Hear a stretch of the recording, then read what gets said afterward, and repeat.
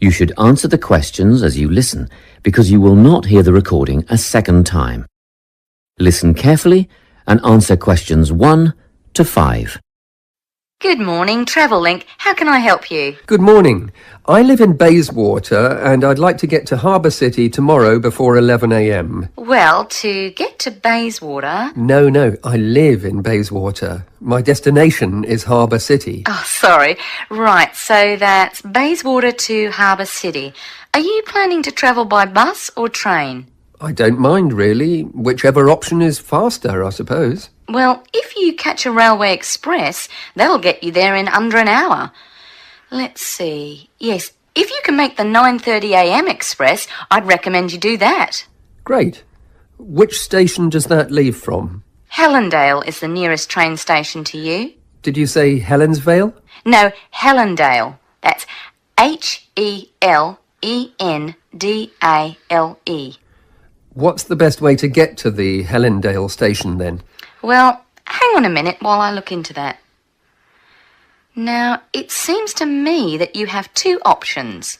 Option 1 would be to take the 7:06 bus from the Bayswater Shopping Centre to Central Street. When you get there, you transfer to another bus which will take you to the station. Or the second option, if you don't mind walking a couple of kilometres, is to go directly to Central Street and get straight on the bus going to the train station. OK. Which bus is that? The 792 will take you to the station. I guess the walk will be good for me, so that might be the better option. What time do I catch the 792? There are two buses that should get you to the station on time, one just before 9 o'clock and one just after. But look, at that time of the morning it might be better to take the earlier one, just in case there's a traffic jam or something. The 8:55 is probably safer than the 9:05. Yeah, I don't want to miss the train, so I'll be sure to get on the 5 to 9 bus. Before you hear the rest of the conversation, you have some time to look at questions 6 to 10.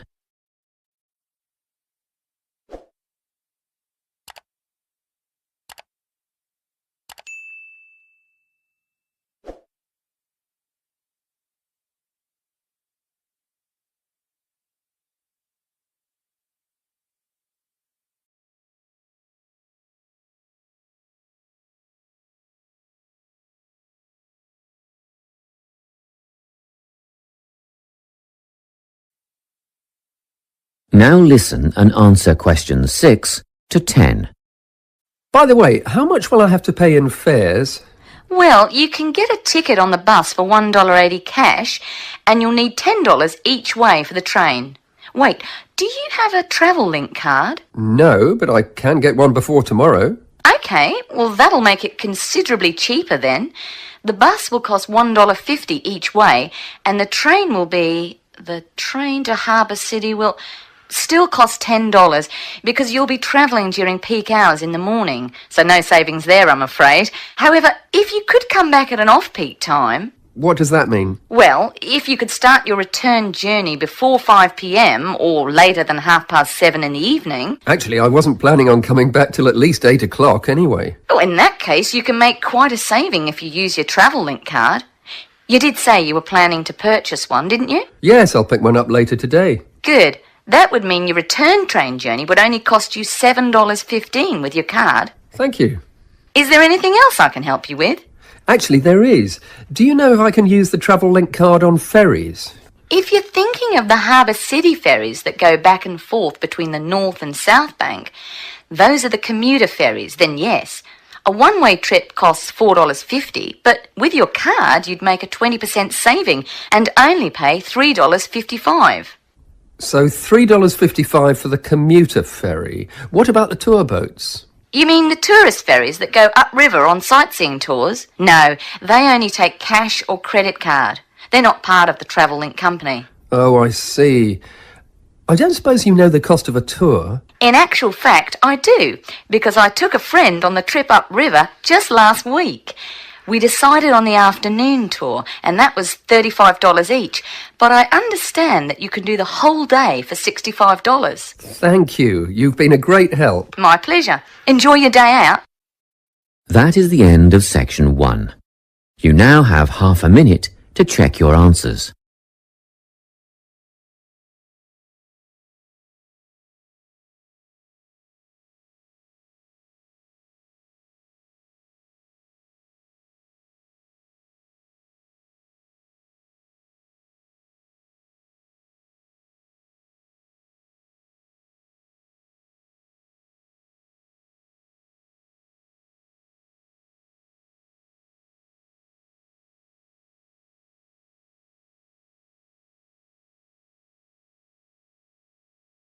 Section 2. You will hear a guidance counsellor talking to a group of students. First, you have some time to look at questions 11 to 14.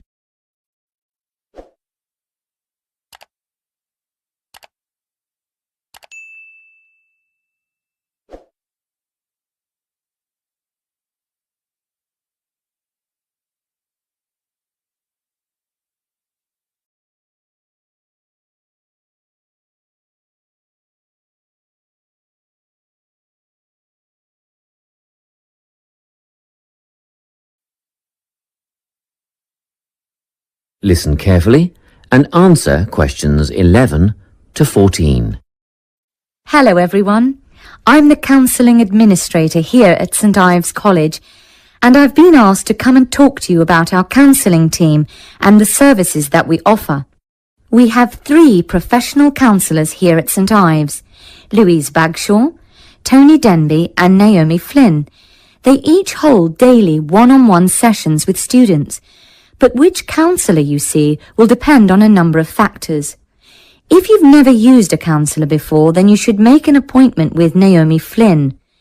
Naomi specialises in seeing new students and offers a preliminary session where she will talk to you about what you can expect from counselling, followed by some simple questions about what you would like to discuss.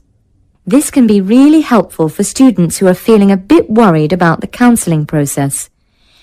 Naomi is also the best option for students who can only see a counsellor outside office hours.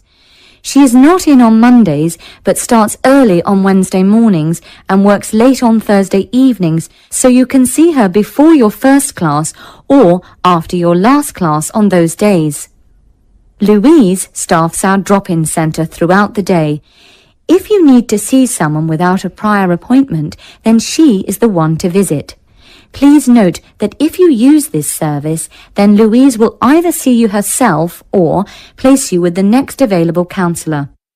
If you want to be sure to see the same counsellor on each visit, then we strongly recommend you make an appointment ahead of time.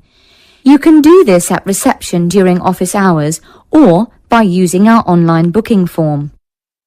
Tony is our newest addition to the counselling team. He is our only male counsellor, and he has an extensive background in stress management and relaxation techniques. We encourage anyone who is trying to deal with anxiety to see him. Tony will introduce you to a full range of techniques to help you cope with this problem, such as body awareness, time management, and positive reinforcement. Before you hear the rest of the talk, you have some time to look at questions 15 to 20.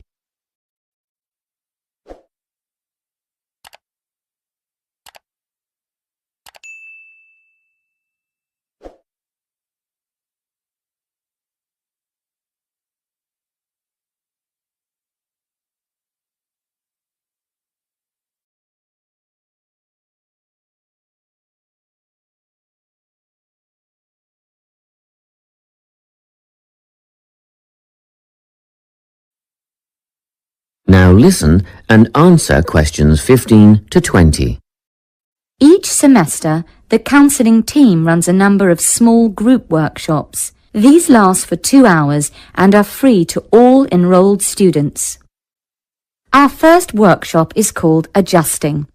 We've found that tertiary education can come as a big shock for some people. After the structured learning environment of school, it is easy to feel lost. In this workshop, we will introduce you to what is necessary for academic success. As you might expect, we're targeting first-year students with this offering.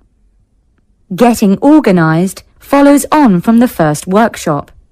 Here, we're going to help you break the habit of putting things off, get the most out of your time, and discover the right balance between academic and recreational activities. With getting organised, we're catering to a broader crowd, which includes all undergraduates and postgraduates. Next up is a workshop called Communicating. The way people interact here may be quite different to what you're used to, especially if you've come from abroad. We'll cover an area that many foreign students struggle with, how to talk with teachers and other staff. We'll cover all aspects of multicultural communication. International students tend to get a lot out of this class, so we particularly encourage you to come along. But I must say that sometimes students from a local background find it helpful too, so everyone is welcome. The anxiety workshop is held later on in the year and deals with something you will all be familiar with, the nerves and anxiety that come when exams are approaching. Many students go through their entire academic careers suffering like this, but you don't have to. Come to this workshop and we'll teach you all about relaxation and how to breathe properly, as well as meditation and other strategies to remain calm. We've tailored this workshop to anyone who is going to sit exams. Finally, we have the motivation workshop. The big topic here is how to stay on target and motivated during long-term research projects. This workshop is strictly for research students, as less advanced students already have several workshops catering to their needs. Well, that's it. Thanks for your time. If you have any questions or want more information about our services, do come and see us at the counselling service. That is the end of section 2. You now have half a minute to check your answers.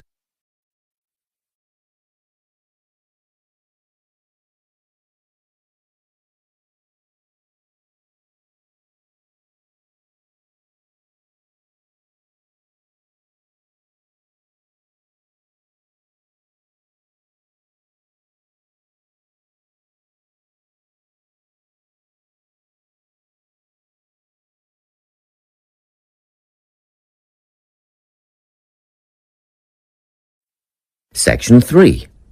You will hear a conversation between a tutor and two students who are preparing for an English literature test.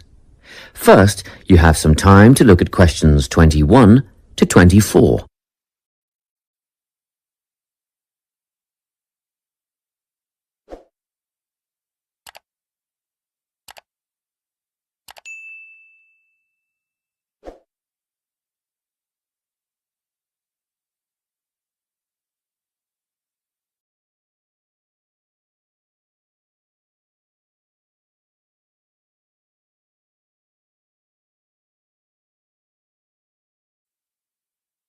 Listen carefully and answer questions 21 to 24. Hello, Lorna, Ian. Glad you could make it. You're the only two who put your names down for this literature tutorial, so let's get started, shall we? I want to run over some aspects of the novel The Secret Garden with you before the test next week. Be sure to take some notes and ask questions if you need to. Hey, Lorna, have you got a spare pen? Sure, here you are. Okay, so the story follows two key characters. You should refer to them as protagonists, who go by the names of Mary Lennox and Colin Craven. The story is set shortly after the turn of the 20th century, and the narrative tracks the development of the protagonists as they learn to overcome their own personal troubles together. That's quite a common storyline, isn't it? Yes, you're right, Lorna. So what can you tell me about the character of Mary? Well, in the beginning, she is an angry, rude child who was orphaned after a cholera outbreak and forced to leave India and move to the United Kingdom to her uncle's house in Yorkshire. That's right. And there she meets Colin, who spends his days in an isolated room, believing himself to be permanently crippled, with no hope of ever gaining the ability to walk. The two strike up a friendship, and gradually learn, by encouraging each other, that they can both become healthy, happy and fulfilled in life. Will we need to remember a lot of these details for the exam? Just the basic outline. Examiners don't want to read a plot summary. They know what the book is about. Focus on narrative techniques instead, such as point of view. What's that mean? It's all about how we see the story. This story, for example, is written from the perspective of what is called an omniscient narrator. Omniscient means all-knowing. So, as readers, we get to see how all the characters feel about things, what they like and don't like, and what their motivations are in the story. Before you hear the rest of the conversation, you have some time to look at questions 25 to 30.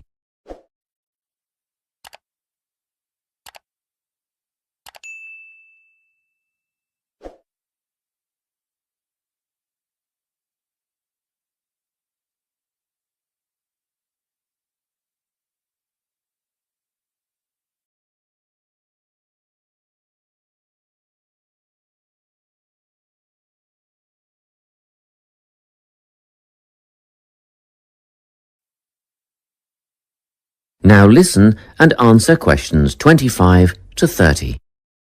Won't it be hard to write a technical analysis? After all, it's a kid's book. Well, it was initially pitched at adults, you know. But over the years it has become seen as a more youth-orientated work. And you're right in a sense. The simple vocabulary and absence of foreshadowing make the story very easy to follow and ideally suited for children. But that doesn't mean there isn't much to analyse. Look at the symbolism, for instance. Symbols are things, right? Material things like objects that stand for abstract ideas. Absolutely, yes. And the author uses many of them.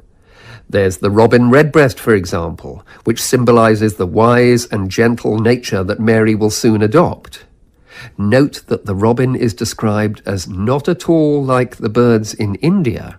Roses are used as well, as a personal symbol for Mistress Craven. You'll see they're always mentioned alongside her name, and Mistress Craven's portrait can also be interpreted as a symbol of her spirit. Are symbols just another name for motifs? No, motifs are a bit different.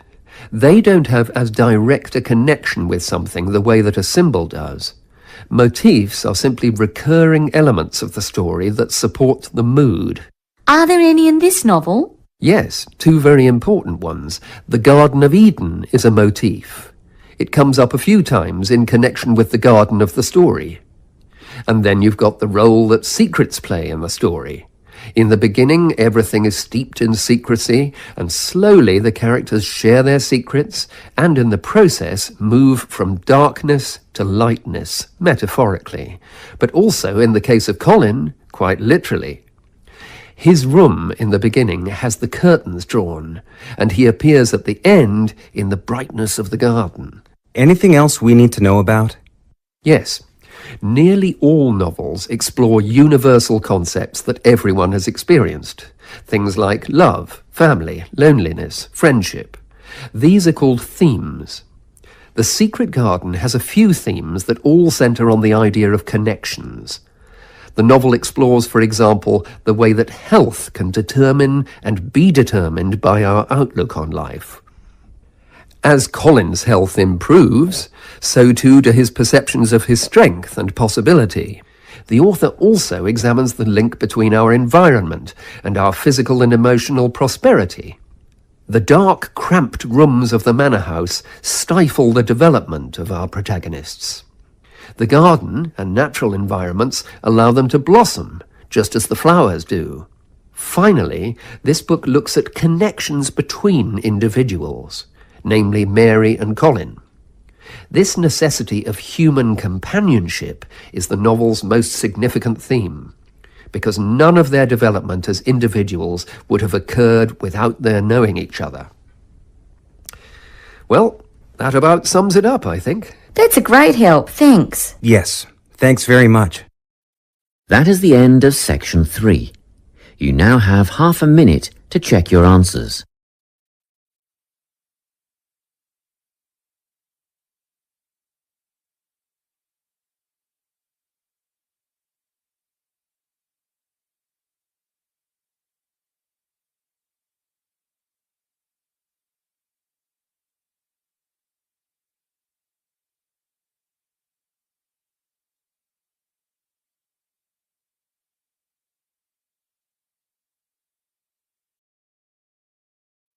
Section 4.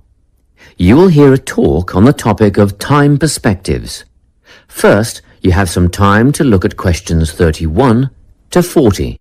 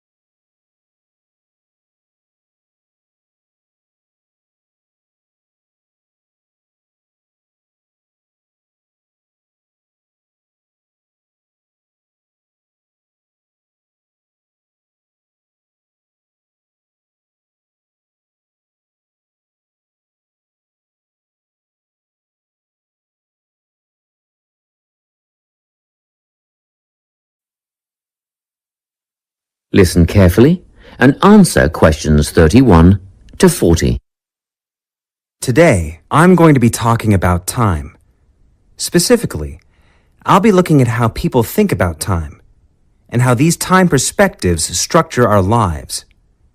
According to social psychologists, there are 6 ways of thinking about time, which are called personal time zones. The first 2 are based in the past. Past positive thinkers spend most of their time in a state of nostalgia, fondly remembering moments such as birthdays, marriages, and important achievements in their life. These are the kinds of people who keep family records, books, and photo albums. People living in the past negative time zone are also absorbed by earlier times, but they focus on all the bad things, regrets, failures, poor decisions. They spend a lot of time thinking about how life could have been. Then, we have people who live in the present. Present hedonists are driven by pleasure and immediate sensation. Their life motto is to have a good time and avoid pain.